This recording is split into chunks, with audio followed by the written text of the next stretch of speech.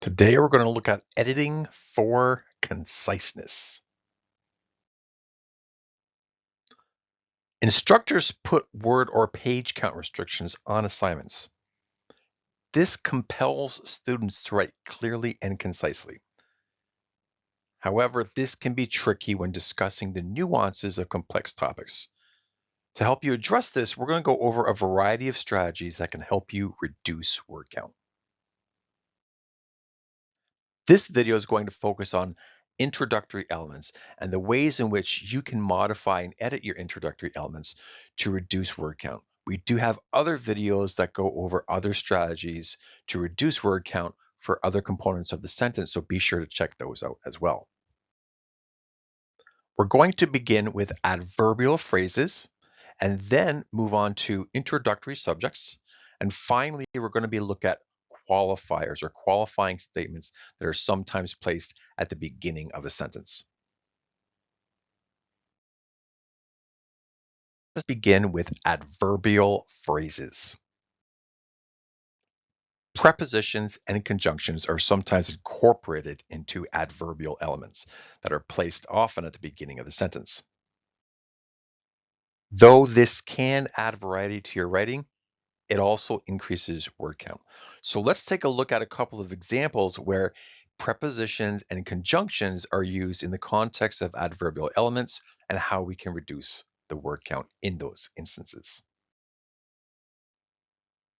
For example, here we have in addition. Now the preposition in is being tied to the word addition to create an adverbial phrase to show that the action that follows is an additional action. Instead of using in addition, we can use additionally, where in addition has two words, additionally only has one word. Likewise, instead of using in contrast, we could simply write however. The prepositional element in contrast shows that whatever follows is in contrast to what precedes it, but however can be used in the same manner. This way, instead of using the two words in contrast, we can use one word, reducing our word count without changing the substance of what we're saying. We also have conjunctions such as that are used in adverbial phrases, including as a result. In this particular adverbial phrase, the element shows that the action that follows is a consequence of the action that preceded it. We're taking up three words here though. So what we could do instead of as a result is write consequently. It means the same thing, but where as a result has three words, consequently is only one word. So in these instances, you could remove those adverbial elements and replace them with adverbs. You do not change the meaning, but you are able to reduce word count. Now, let us take a look at introductory subjects. Introductory subjects occur when people use the introductory elements to introduce or present the subject of the sentence. However, this necessitates then referring back to your subject with a pronoun. That creates redundancies. Let's take a look at an example. With regard to detective novels, comma, many of them have colorful illustrative covers. We have the introductory element with regard to detective novels, and then we need to use the pronoun them to refer back to the detective novels, which are essentially the subject of the sentence. This creates the need for 12 words in the sentence.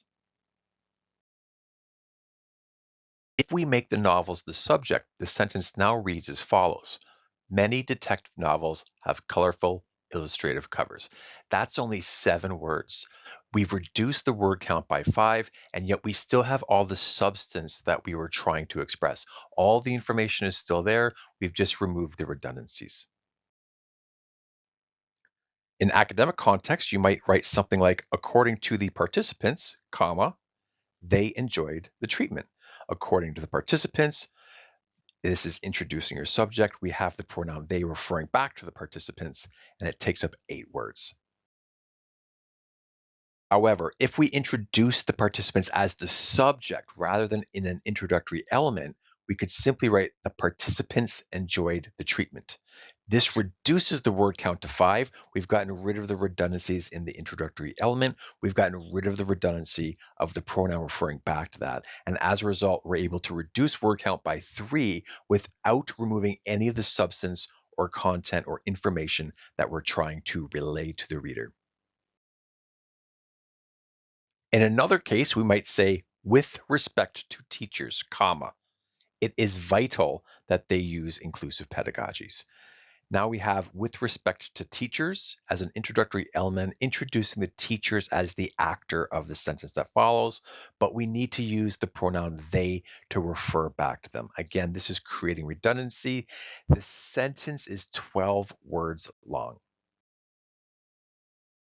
However, if we move the teachers into the sentence, we can eliminate that introductory element, and now it is vital that teachers use inclusive pedagogies, and we've reduced the count to 8. Again, without removing any of the substance or information that you're trying to convey, we still have everything we want here, but we say it in fewer words.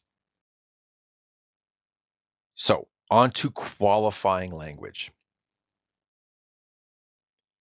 Qualifying language often strengthens or softens the meanings of other words. However, when establishing that something is an opinion, they can be redundant. Let's take a look at an example. In my opinion, you should never accept drinks from a stranger. In this context, we begin by saying, in my opinion. Now, in academic writing, if there's no citation here, the reader automatically should assume or infer that the substance of what is being said is the opinion or position of the author, whose name is attributed at the top of the paper.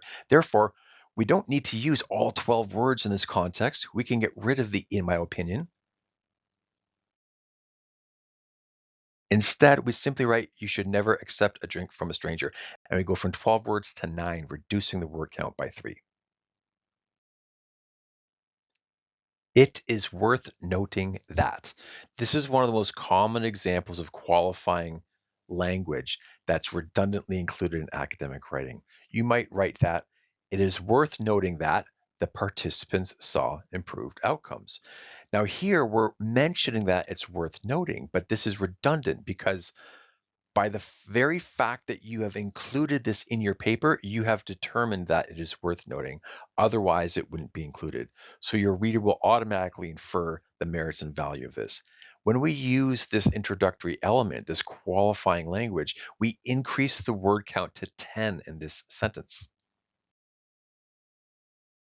However, if we remove that element out altogether and simply write the participants saw improved outcomes, now we've reduced the sentence to 5 words, significantly reducing the word count again without removing any of the substance or content of the vital information that you're trying to convey to your reader. Many writers preface their positions by using phrases like, I believe that, I think that, in my opinion.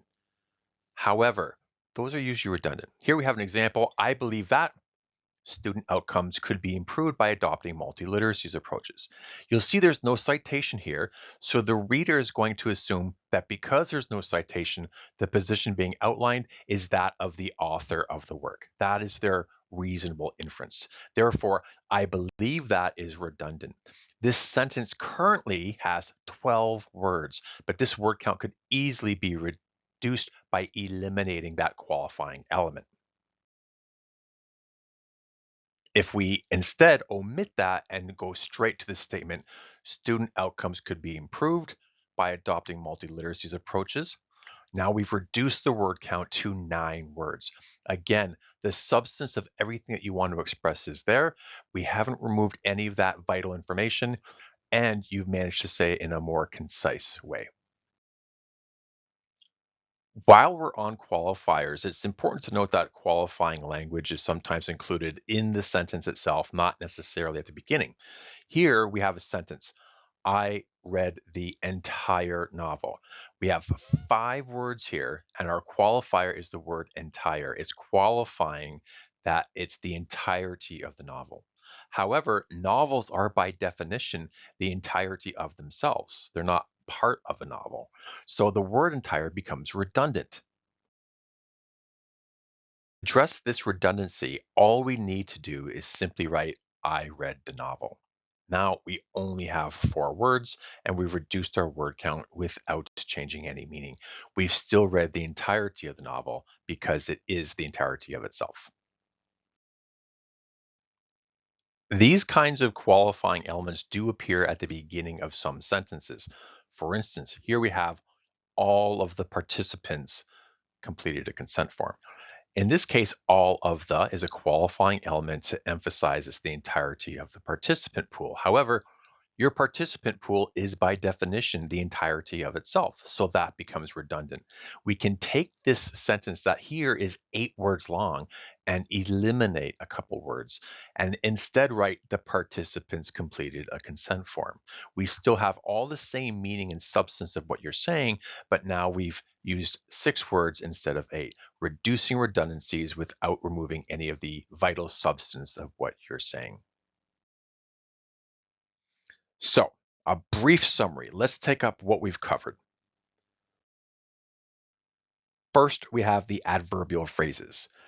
Phrases like in addition, in contrast, as a result. And all of those adverbial phrases can be reduced to one word. Instead of in addition, additionally. Instead of in contrast, however. As a result is replaced with consequently. We also have introductory subjects.